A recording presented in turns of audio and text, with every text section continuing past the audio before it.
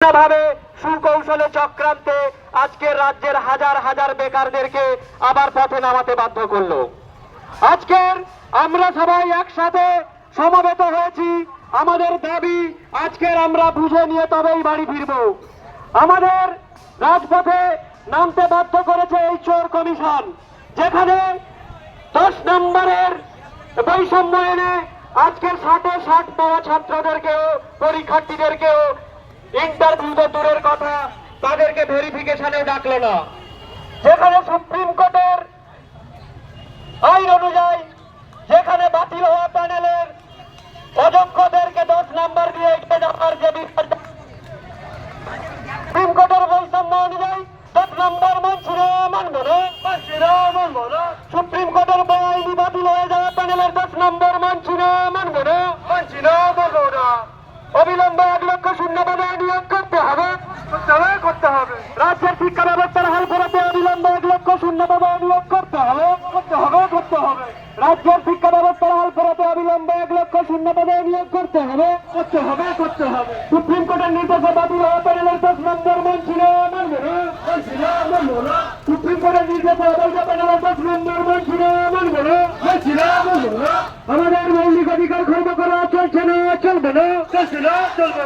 অবিলম্বে 10 নম্বর বাতিল করতে হবে। আজকের মেধাদের বাতিল করা হলো কেন? এই যে কমিশন জবাব চাই, 70-এর মার্কের পরীক্ষায় 70 পেয়ে কাট অফ কেন 77 হলো? কমিশন জবাব চাই।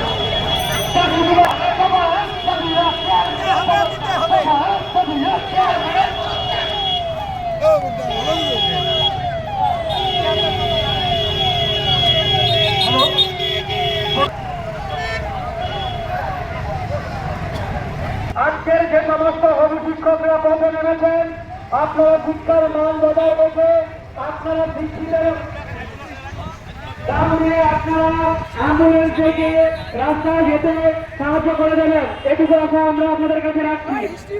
রাজ্যের শিক্ষা ব্যবস্থার হাল করাতে অবিলম্বে 1 লক্ষ শূন্য পদে নিয়োগ চাই। এই সুপ্রিম কোর্টের নিজেদের বঞ্চিত প্যানেলের 10 নম্বর মানছি না, মানবো না। সুপ্রিম কোর্টের নিজেদের বাতিল হওয়া প্যানেলের 10 নম্বর মানছি না।